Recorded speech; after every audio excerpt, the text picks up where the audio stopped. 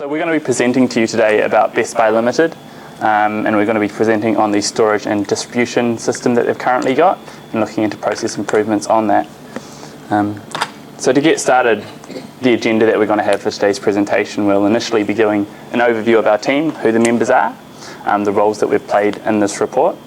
We'll then carry on with a brief company overview of Best Buy Limited, what they are and what they do. Carrying on from there, we'll look at the scope of the investigation that we carried out, the goal of the report that we were writing, the existing storage and distribution model that the company currently uses, the models that we've proposed to replace them, our decision criteria for making a decision on these models, and finally our recommendations for the company. So moving on for our team overview, in alphabetical order, we have Anna, who was our third-party logistics specialist. So would you mind telling us a little bit about the type of stuff that you were looking into, Anna? Up to you. So I was looking into the transportation services of the Best Buy Limited. And what I did was, because Best Buy already had their own courier that they're currently using at the moment. So what I did was I looked into the price and compare with other courier services that are offered around in New Zealand, just to see what are the options that Best Buy could get in terms of the cost efficient. Like there could be couriers that are much cheaper than what they're currently using at the moment. So basically what I did, a little bit of the research that I've done towards this was I went through all different couriers and their websites, and I was managed to find a lot of price difference between each courier. And some of the stuff that I couldn't get through the website, for example, some of the products that are offered to Best Buy, like TV and furniture and all that, exceeded the maximum requirements that they have. So I actually made phone calls to each couriers, and I managed to. That's how I managed to get the prices and see the difference. I just realised you weren't using the mic there, but thank you for that, Anna. So moving on, Avinda, who was talking about the first-party logistics. Would you mind telling us a little bit about that? Yeah. Hi, everyone.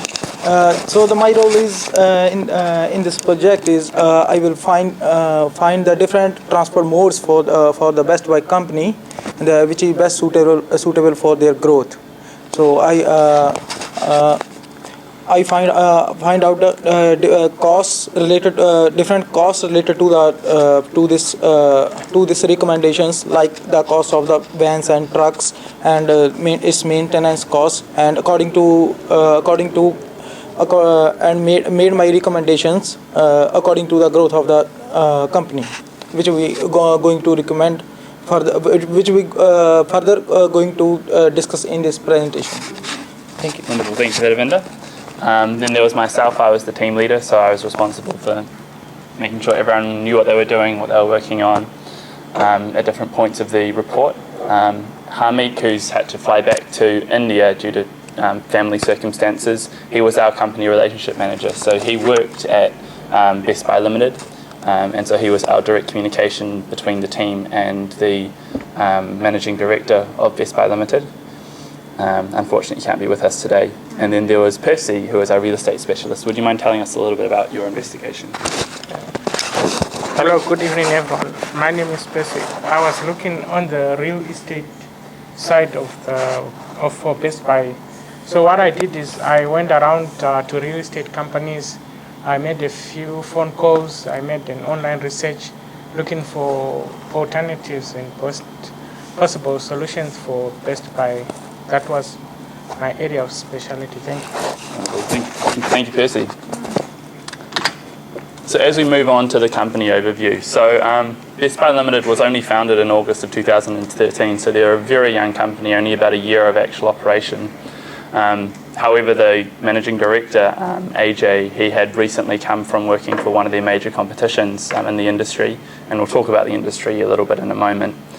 So he had quite in-depth knowledge in regards to how the systems work within the particular type of retailing that they do. So he founded the company just over a year ago. They sell general household goods and electronics, and it's lay-by selling, so the person will start paying it off. When they get to a certain threshold of payment, they'll then receive the good that they've been ordered. They have 3 different sales channels, which we'll talk about shortly, and they currently operate in Auckland and Hamilton. Just to give you an idea of the size of the company, they're currently less than 20 employees. They've got 2 sales teams in Auckland and 1 in Hamilton. Each sales team has about 5 salesmen. So the first sales channel which they use is door-to-door sales. So this is just conventional, wandering around a suburb, knocking on the door and presenting their brochure, having discussions with their householders about the type of products that they sell and the way that they can purchase it on lay-by. So you start paying us at certain increments when it gets to a payment threshold, which is commonly around about 30% of the total product value. Then they'll be receiving that via courier at the moment. And that's currently their strongest sales channel, doing the door-to-door sales. Also, in regards to their lay-by model, it is interest-free. So although they are, purchasing the item on lay-by, they don't have to pay any interest on that, which is some of their competitive advantage. Their second strongest sales channel is their website. So here we have a screenshot of their website, bestbuyauckland.co.nz, and you can see down here all the different types of products that they have. So toys, fragrances, cell phones, tables, furniture, all sorts. It's a very general retail outlet. And this is, as I mentioned, their second strongest sales channel. And that's an area that they would really like to grow in the future, to see it become stronger and stronger as time goes on. Now the third sales channel which they have, which is currently their weakest, is their contact centre. So this is doing cold calling, calling out numbers from the phone book and discussing to the potential customers what their catalogue is, what's for sale, and the methods that they could go about purchasing it. Hey guys. So moving on now to the scope of our investigation. So at the start of our report, we went and had a meeting with AJ, the Managing Director of Best Buy Limited, and he said that the area that he was most interested in us investigating was the storage and distribution of their products. This is because from the company background he came from, he didn't have any personal expertise in this, and he was really interested in seeing whether there were cheaper options to how he's currently managing it. How we could potentially manage growth in regards to storage and distribution. And so that's where we decided that we'd focus our investigation. So you can see here it begins with storage of goods. What I mean by this is a lot of his goods are imported, and tracking of the importing and looking into other options was beyond what we were willing to do in this investigation. So we decided that our scope would begin with where the goods are stored in the warehouse. So we'll talk shortly about the type of storage which he's currently using, and that ends with the customer. So that's the scope of what we were looking into, from the warehouse through to the customer. It did not involve any of the importing. And we were looking into alternative models based on revenue. So essentially the more he earns, the more he can afford to grow the company, and the more cost effective it may be, looking into different options. The goal of our investigation was to investigate existing system to identify any inefficiencies which are currently there, and so that's where a lot of Anna's work came in, looking into alternative couriers that we could potentially be using. We then designed a model for a little bit of company growth, a model for moderate company growth, and a model for stronger company growth. So we'll talk about that later on. So moving on to our current storage and distribution model, you can see here essentially how it works in regards to there's a third-party warehouse, an office distribution centre, the customer, and couriers. So Anna, would you mind telling us a little bit about the couriers that they're currently using, the costs associated to that, and how it's currently working? Yep. Hello again. Okay, so Best Buy is currently using the New Zealand courier, and what they offer Best Buy is they offer $10.50 for delivery of any product within Auckland, and this is below 25 kilos and below the 150 centimeter length. So it depends on the dimensions and the weights of the product. Whereas other oversized items like furnitures and outside appliances, because they have that in Best Buy as well. they charge around $40 to deliver anywhere in Auckland, and $100 to go out of Auckland. So this is looking at Rotorua, Hamilton, and outside areas out of Auckland. When I compare the price between what Best Buy is currently using, which is New Zealand courier, with other couriers, I identify that Post Haste is the best option for Best Buy, because they offer a cheaper price, especially when delivering of products below 25 kilos. They offer $6.50 to deliver anywhere in Auckland, which is a lot cheaper than what Best Buy is currently using at the moment. Yeah. Thank you. And so in regards to the current warehouse and distribution centre that they're using, Percy, would you mind giving us a brief overview of that? Hello again. At the present moment, Best Buy, they are leasing out a place in Dannemora at the moment. So at the present moment, they are spending around $33,200 for warehouse, for their distribution center. They also, at the same time, they are also leasing warehouse space, which they are spending $12,800 per annum on that one. And we are looking at other alternatives, better economic alternatives for them, which can suit their budget. Thank you. Thank you for that, Percy. So yeah, essentially, as you can see, they've got their third-party warehouse and their distribution centre with an office attached. So there's products which are shipped via courier from the warehouse to the distribution centre, and that's something that happens a week prior to the product going out to the customer. That just makes the product more accessible to them. And then there's also sometimes for the larger items, the beds, the furnishings, that type of thing, they can go directly from the warehouse to the customer, and then there's also the opportunity for the couriers to take them from the distribution centre to the customer. And that's as it currently stands. So as we move on to Model 1, which was our minimal growth model, as you can see between the existing model and Model 1, the structure of it does not change at all. All we were looking into is, are there any clear inefficiencies that we can identify which would cause savings? And so that's what Anna touched on a little bit earlier. Would you mind talking a little bit more about the alternative courier that we could have been using for Model 1?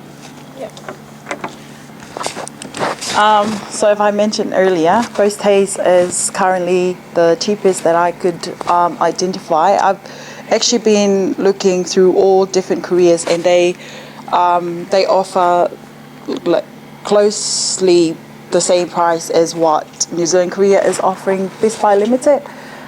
In terms of delivering oversized items such as beds and furniture and all that, I have also came up with the Main Freight Limited. Main Freight Limited is specializing on heavy items. They have like trucks and other different vehicles that they could use to ship any items that's heavy, which is above 25 kilos. So with what Best Buy is currently using, they charge $100 to deliver anywhere in Auckland and $150 out of Auckland. But what I have identified with Main Freight Limited, they charge $94 to deliver any heavy items, no matter how heavy it is, what size it is, but anywhere in Auckland. And they charge $120 to go anywhere out of Auckland, which is Rotorua, Hamilton, for example. Yep. Cool, thank you. And Percy, would you mind telling us a little bit about, in our Model 1, will we be changing anything in regards to the warehousing or distribution centre? And if so, why or why not? With our Model 1, there won't be any changes to warehousing and distribution, because we have I've been going around making a research. And I think at the moment it's the current that's the ideal model they are using, putting into consideration the revenue they have at the moment. So if we are to make any changes, that means they'll be having to have more revenue of which they do not have at the moment, since it's still a small company and they are still growing. Thank you. And also we did find, looking into other potential distribution centres, basically the price they've got at the moment is pretty spot on. We couldn't find anything cheaper than that currently available in the real estate market. Just at this point, I'll also mention one of the current restrictions in regards to our investigation. With our relationship manager leaving for India suddenly, we have not been able to basically get our hands on any real revenue or profit data, which has restricted the scope of our investigation. So we'll talk about that a little bit later. So model 2 with moderate growth, as you can see, we've now got a change here in regards to our transportation. Avinda, would you mind telling us a little bit about this? So basically, for this model growth, we are going to recommend them to buy their own delivery van. Like the deliveries are very important. The main customers of the Best Buy are residential customers rather than the business customers. So the expectations of the residential customers are very high. So it is very important to fulfill the expectations of the residential customers. So when in this system, I have identified all the costs which are related with the courier van. So I have found that we are going to recommend them to buy a courier van of the model near about 2006, because the newer models are the cost of newer model is very high. So it will increase the revenue of the company, as the revenue of the company is not very high, and so we didn't recommend them a very old van because its maintenance cost is very high. So it is not possible for them to pay again and again on the maintenance of the van. So rather than this, we are going to recommend them a part-time driver, as the manager of the company said. They generally do the deliveries on one day of Friday of the week. So according to us, one part-time driver is sufficient now for this moderate growth, as the deliveries are not very much. And I have also found the cost, the fuel cost, which fuel cost, maintenance cost, and other costs related to the courier van. Thank you for that. Thank you. So yeah, in regards to the vans, when we were looking through decision criteria and choosing a van, we obviously needed something that was going to be reliable, tried and tested, and relatively cheap or cost affordable. So as Avinda mentioned, we were looking at any vans which were 2006 or later. We also decided couldn't have more than 50,000 kilometres on it, just once again for the maintenance benefits. And we were looking at that part-time driver of hiring them for one day per week. And the market rate of a driver is, for Class 2 licence, was it? Yeah. Yeah, so that was $17 per hour, was it? Yeah, so we found that to be the most cost affordable option for Model 2. So that one driver coming on the Friday with a van that Best Buy owns. So as we move on to Model 3, you can see quite a bit of change here. We've now got, basically, we're encouraging them to invest in the rental of a warehouse/distribution centre. And once again, there's a small office incorporated into it. So we were looking into some other real estate options along those lines. Percy, would you mind telling us a little bit about that? Yes, once again, in Model 3, we now recommend them to look for a warehouse to rent, of which we're looking around, and the cheapest deal we came up was in Otahu, which is also apparently close to most of their customers, which was going for $60,000 per annum. As compared to the Model 1 they were using, they were spending around 81, which is they were saving. If they go to Otahu, relocate to Otahu, they'll be saving around $20,000 per annum on both warehousing, distribution, and offices as well.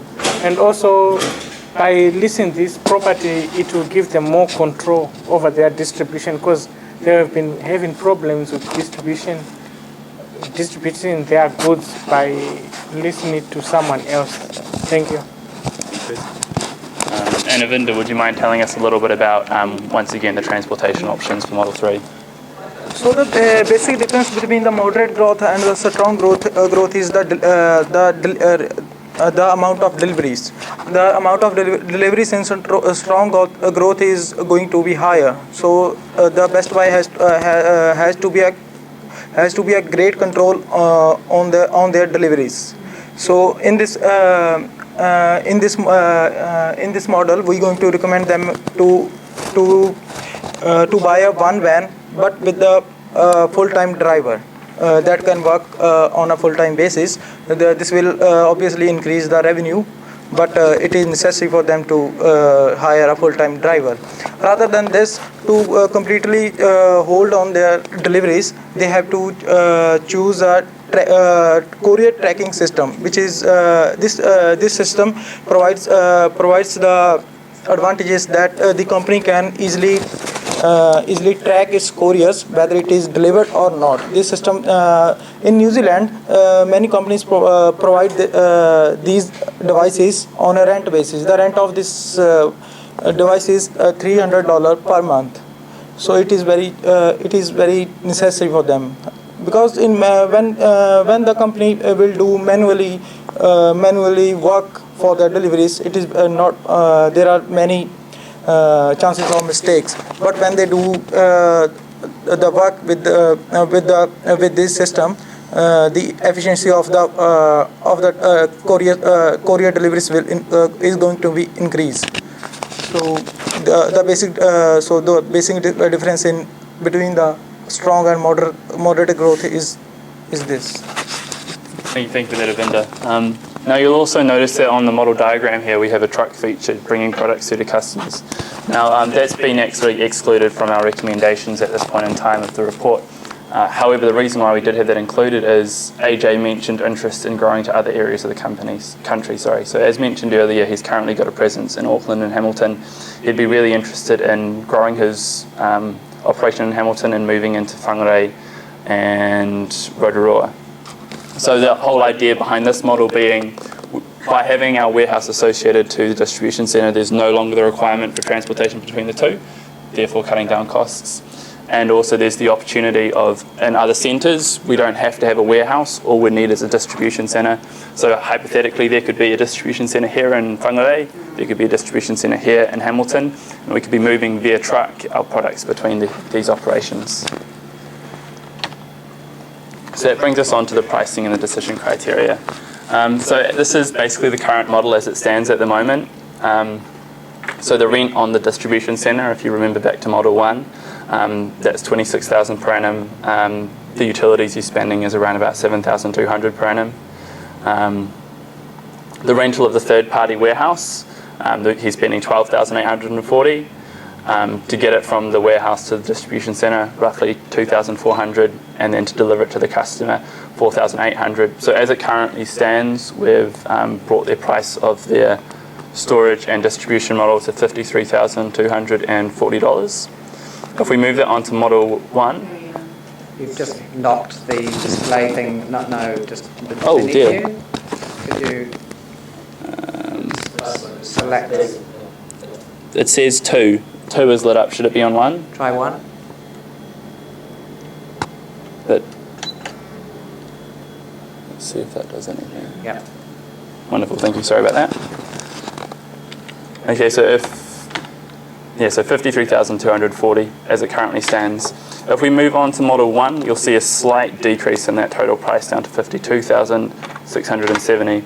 And the saving there is in regards to if we incorporate the slightly cheaper courier system, we'd be getting roughly a 10% saving on the delivery costs. So that's where we get that saving in price. We've got initial investment required is $0 because we're not purchasing anything in this model. So it's simply going to be, the annual cost is going to be changing. If we move on to Model 2, when we're looking at purchasing a van, so it changes around. As you can see, quite a bit more expensive in the initial year.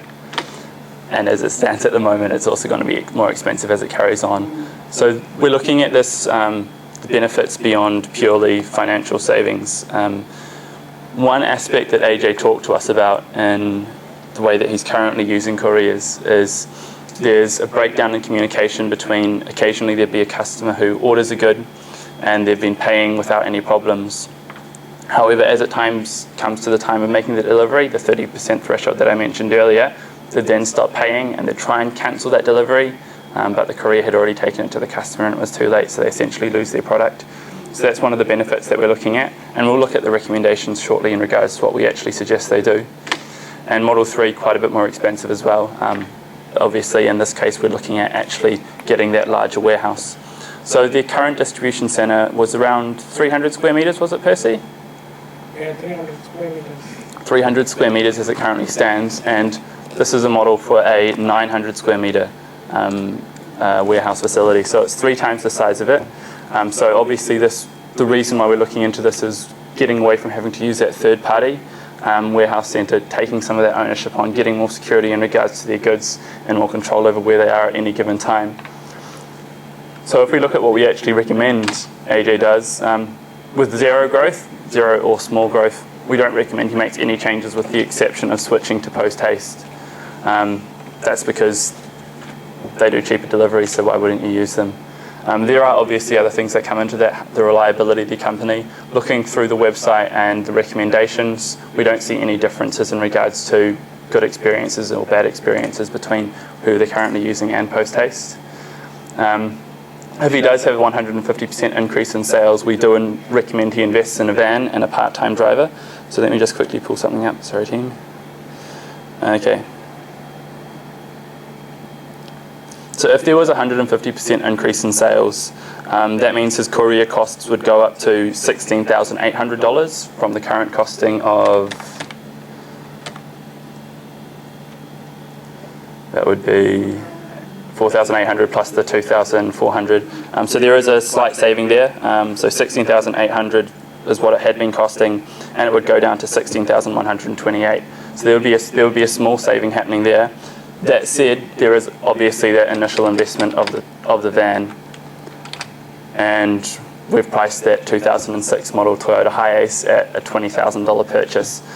So when you do look at the payback period, this would be a long-term payback period. We're looking at over 15 years. So whether or not that's a good investment yet to stand, and we will be doing some more work over that prior to the final report being handed on to the Managing Director of Best Buy Limited. And then in regards to Model 3,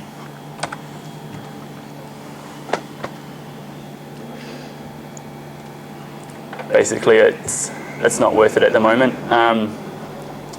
So 300% growth, which would mean, because in regards to size, that's what we're looking at. There's a 300 square metre distribution centre as it currently stands. We'll be looking at going to a centre 3 times that size at 900 square metres.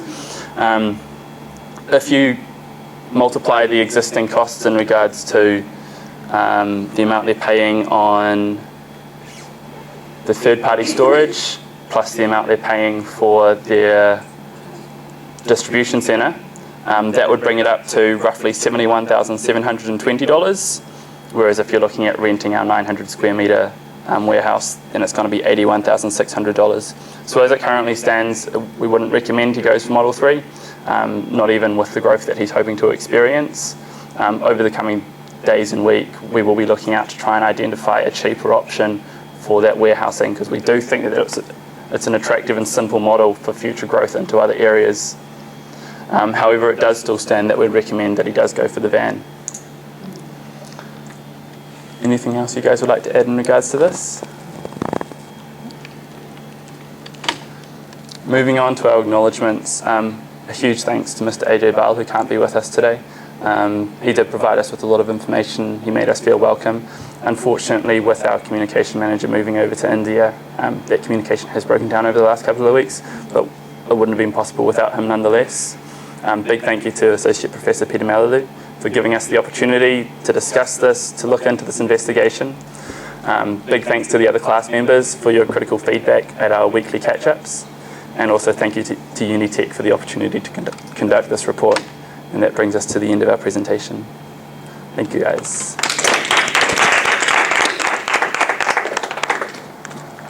So before we go into feedback, questions first from people. Questions?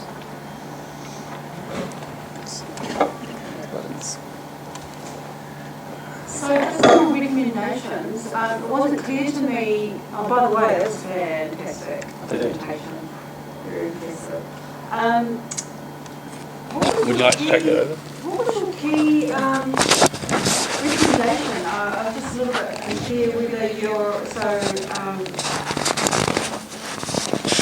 you're recommending that they stay with the current model and just to switch the service provider from their current one to Post Haste, or that if they are going to achieve 150% sales growth, that they move on to the van. Which is your key recommendation at this point?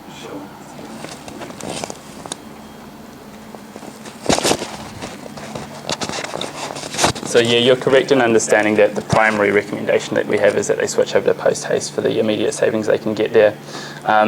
When we were conducting investigation into the costings, it's really quite efficient using the third-party warehouse. Because of that, we just can't recommend that they go for their own warehouse at this time. In regards to the van, if you don't look at the initial investment, it's a sensible decision to go for.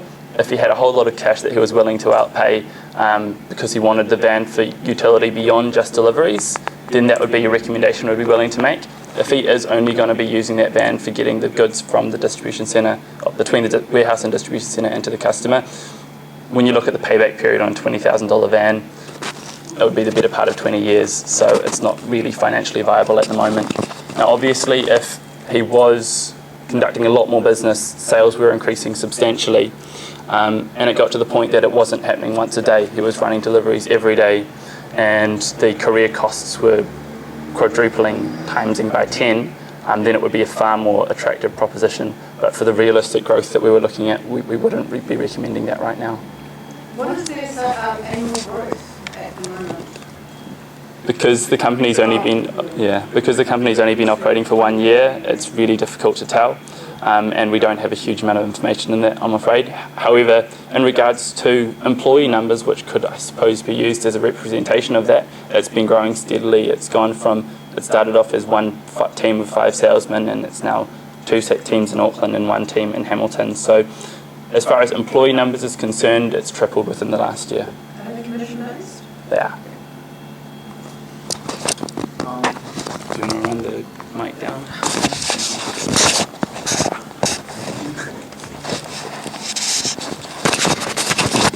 Now your second recommendation was to go from the trucks and the smaller van, right? And have a driver on the part-time basis? Yeah. So why not just have a full-time driver there to cover those extra deliveries? Have you guys looked into that and recommending that forward? Because by the looks of it, if he's having more deliveries, having a small van and having a full-time driver would suffice. Yeah, make more sense.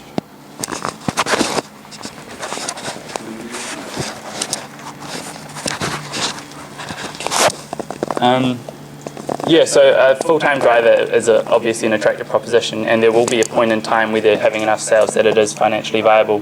When you look at the costs associated to employing the driver, that's where the recommendation of 1 day per week came in. Now, historically, AJ, the managing director, had actually used his salesmen to do the deliveries. So they'd use their own vehicles, okay, well, I've got a bit of free time today, I'll run this TV off to a customer's house. However, he found that his salesmen were always getting caught up doing those deliveries, and they weren't actually being able to focus on their sales. So if we are investing in a driver, it would be a driver for the specific purpose of driving. So there'd only be value in employing them if, for a certain period of time, if we had enough work for them to cover the amount of time that we were paying them for.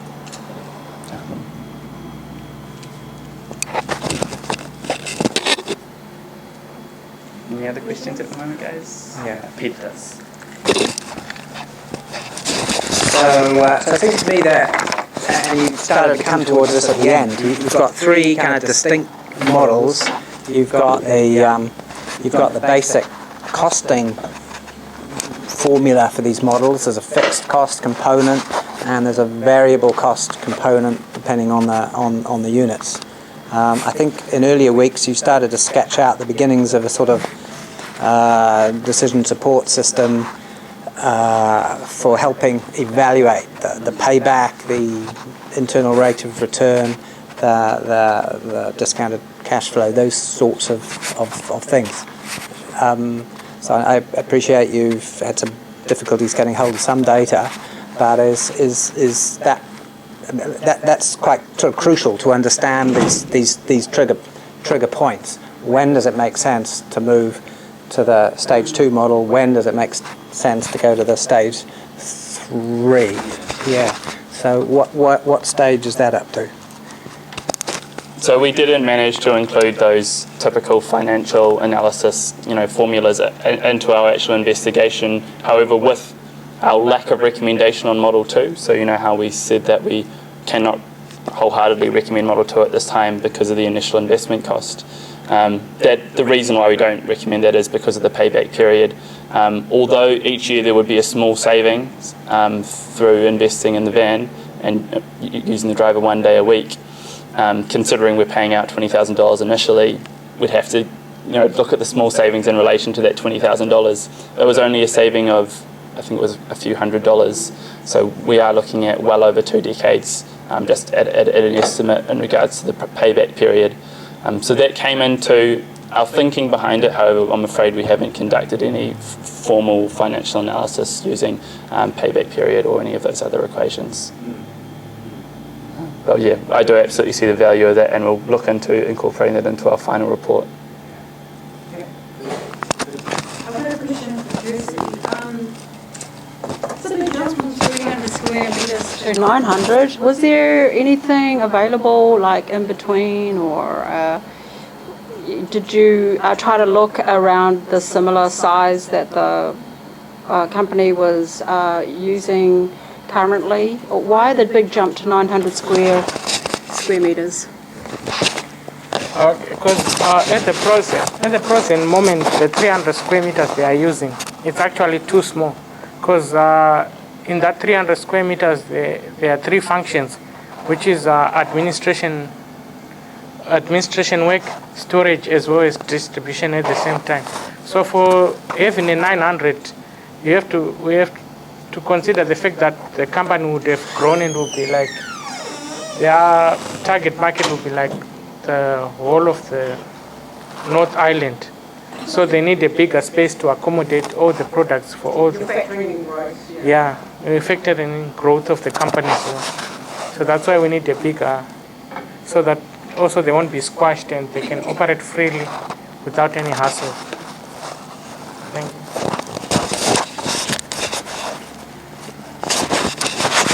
Hi, question again on the warehouse. It's a 300 square meter warehouse. Is it leveled a warehouse where it's that? And then if you're looking at 900 meters, you're increasing it to 900 meters. So that means it's a 300% rise. So is that a 300% rise in sales as well? Are you looking at that as well? Yeah, answer to your first question is it has got a ground floor and a first floor. Where on the first floor they do the call center and office thing, and also we'll consider it will be there will be a turnover increase of around 300% maybe. Yeah, we have to factor that. Do you mind if I add a little bit on that?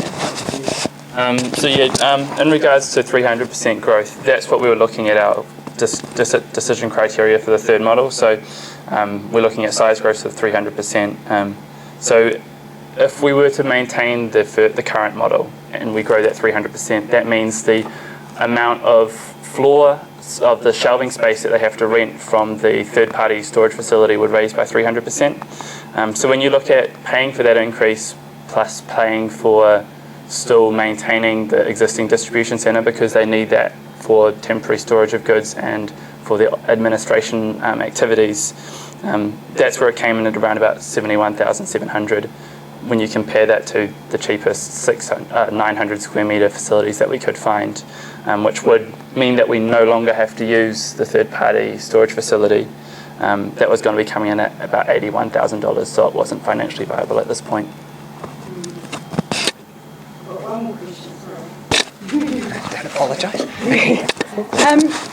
So were you able to determine where the constraints were for the organisation? Was it in the storage or was it in deliveries? Where were the bottlenecks? Like, you know, I'm just thinking, you know, to make some to help the owner, it would be around what was causing them the most, what were the most issues for them that they had to try and overcome.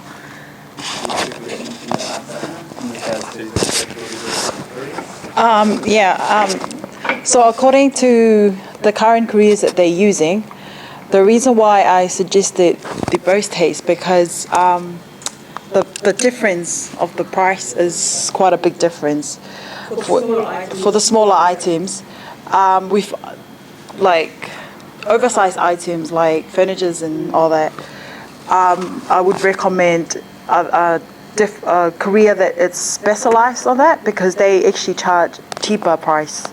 For example, they with the New Zealand courier, they actually charge them $100 to send anywhere around in Auckland, whereas main freight they charge $94. So that's like it's still a difference. So they can still save. So for Best Buy, are there deliveries mostly in the smaller items or the oversized items? So which would you say do the deliveries, are they mostly smaller size items or are they oversized? Where is their... What's the mix? It's smaller items like mobile phones, laptops. Those are the main things that most people normally orders from Best Buy. So there's a big difference between $10 and $6.50, right? Yeah. Between Post Haste and their current service provider. Yeah. So that's a big jump from what they're currently using. yeah, because so with what I have identified with New Zealand couriers, they remember how I have discussed about the maximum length, like dimensions and weights. So they both have the maximum weight of 25 kilos, but when it comes to length, Post Haste have maximum length of 180 centimeters, whereas New Zealand couriers have 150 centimeters. So some of the items that, let's say for example, like a microwave or a TV, that could fit into that 180 centimeters and will still go on the same charge, whereas it exceeded the 150 centimeters by New Zealand courier, they will have an extra charge towards that. So yeah. What are their main issues? What are their main complaints, and what is it that you're really wanting to solve for the company? Is it reduce the number of complaints? So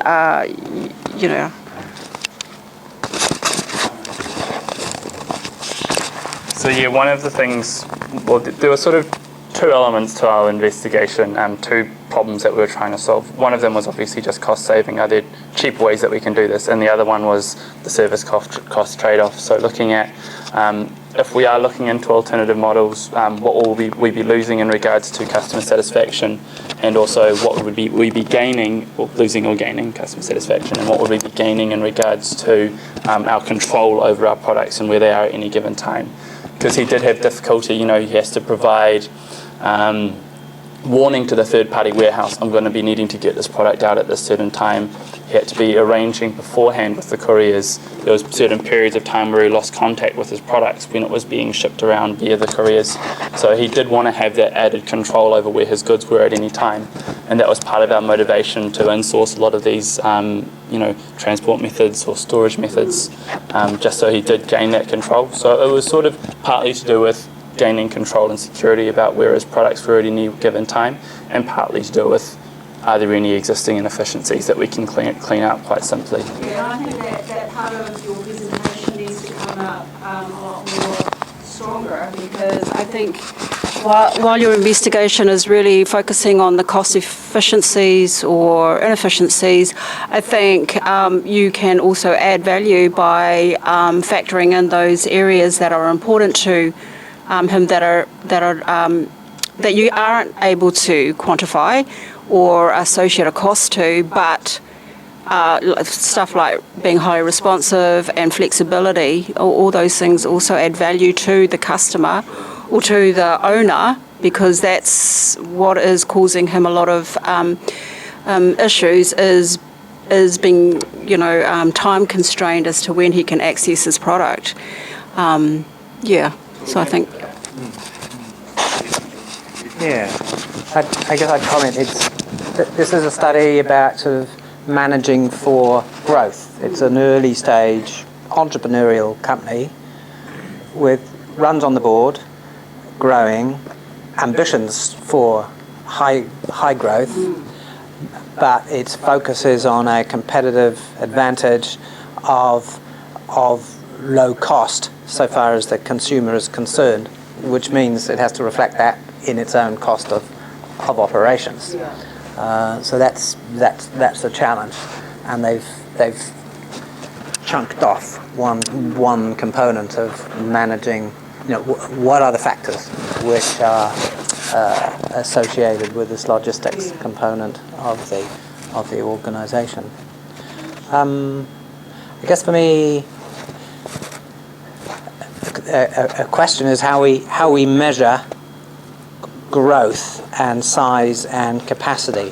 What are the numbers that we use to determine the space that we need in a warehousing facility and in vans that carry stuff about? As you've rightly pointed out, floor area of a warehouse is one thing, but you can go as high as you like to the moon. Its volume is one measure of, so volume of product is one measure.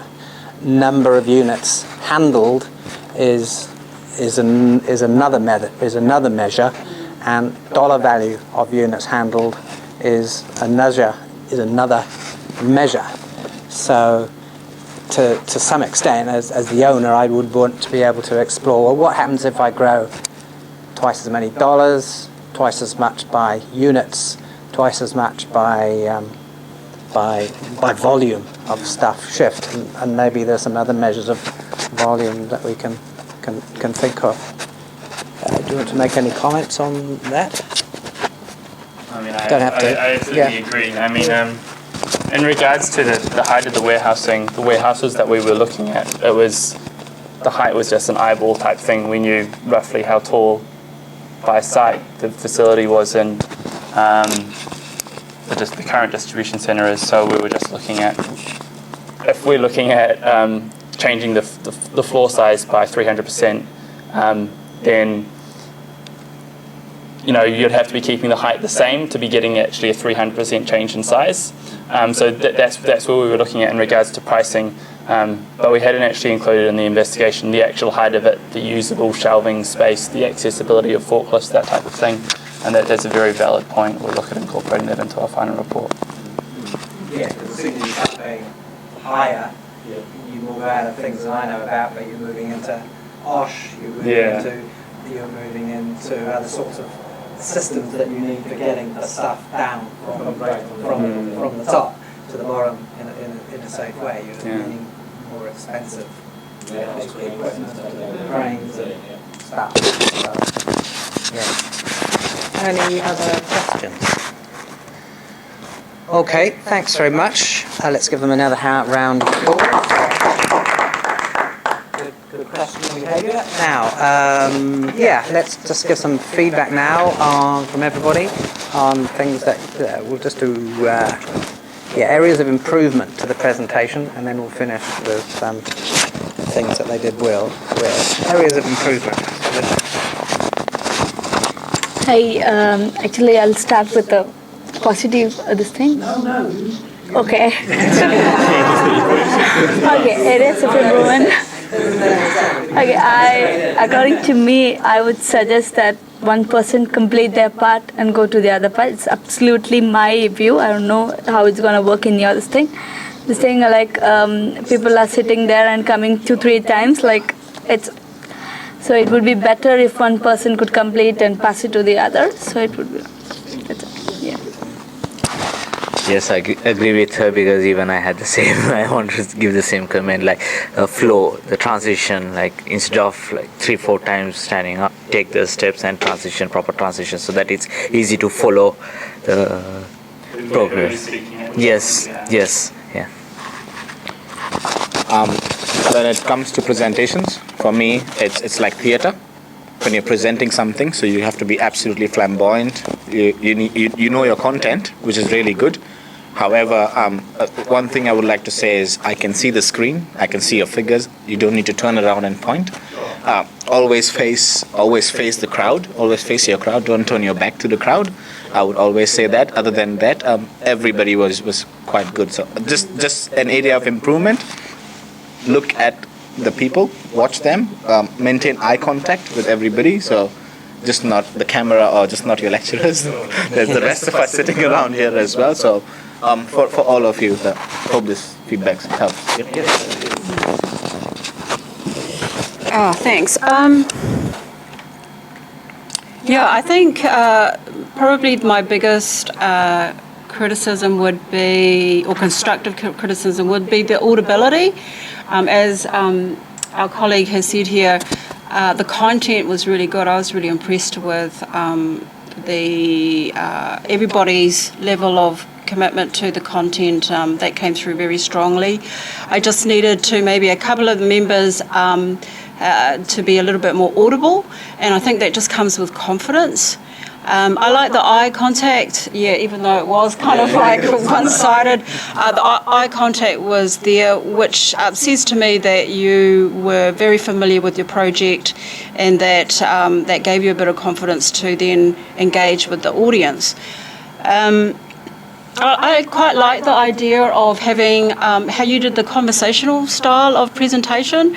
It's different from other formats that we've seen. So I quite like the idea where you called on the other to talk about, as you talked about key points, you asked the others to sort of input. That to me was unique from other presentations I've seen. Hello. Don't use up all those apples yet. We're just doing the areas for improvement. Okay. Thanks for that. Yeah. Areas for improvement.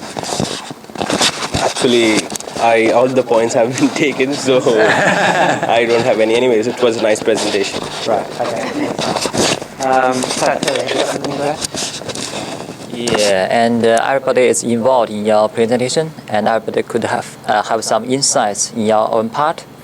Yeah, that's my chance for you. Okay. Just to I can't do that. Just to restate my suggestion for improvement. Excellent content all the way through. But then towards the end, as we're getting to these critical factors about what are the trigger points which shift, moving from Model 1 to Model 2 to Model 3.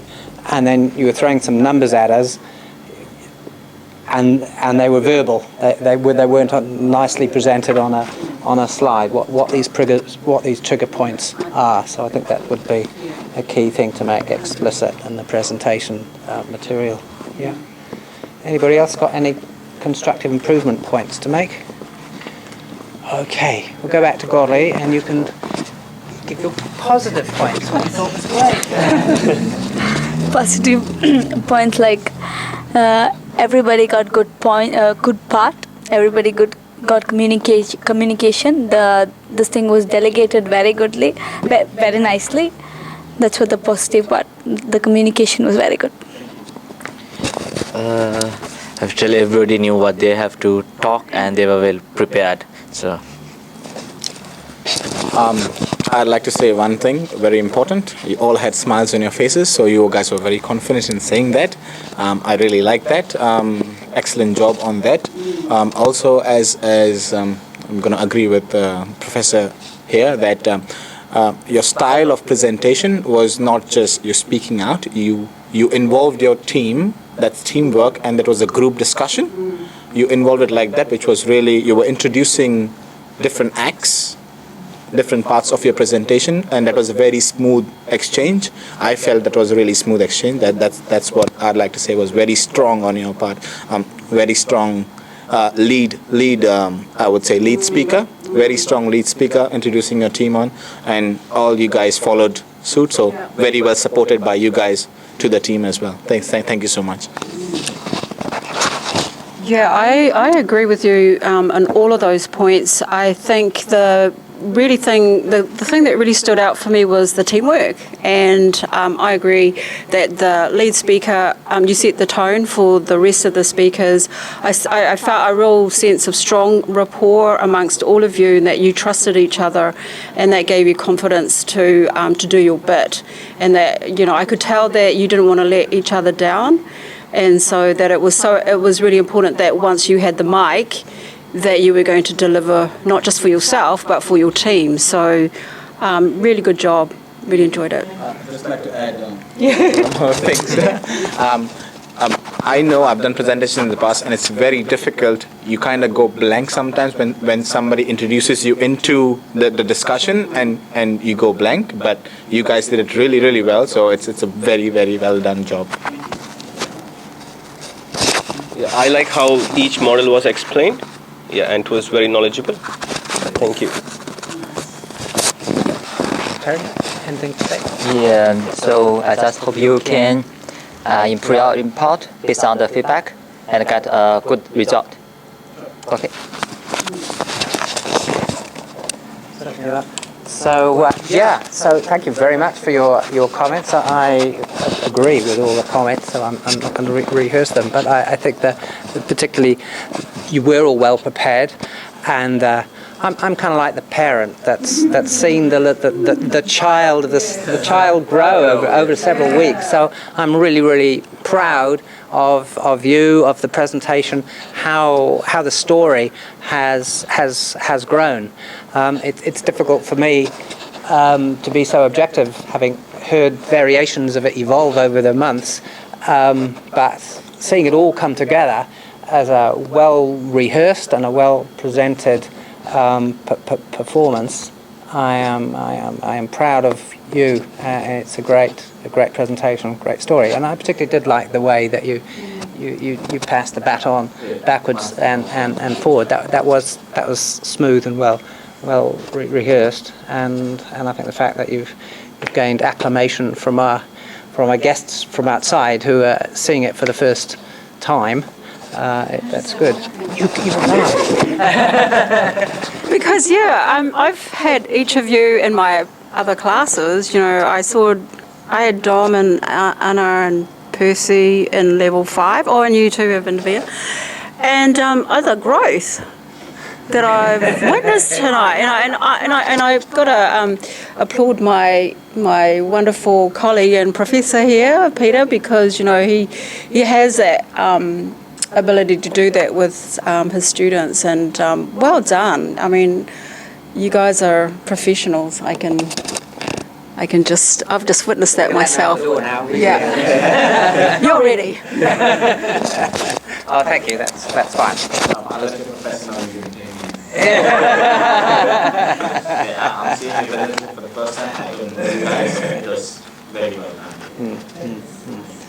And of course, their growth is not just due to me. It's 50% due to me, but it's also due to their own hard work, and it's due to the other teachers or other colleagues over since they left you. Okay. Thank you.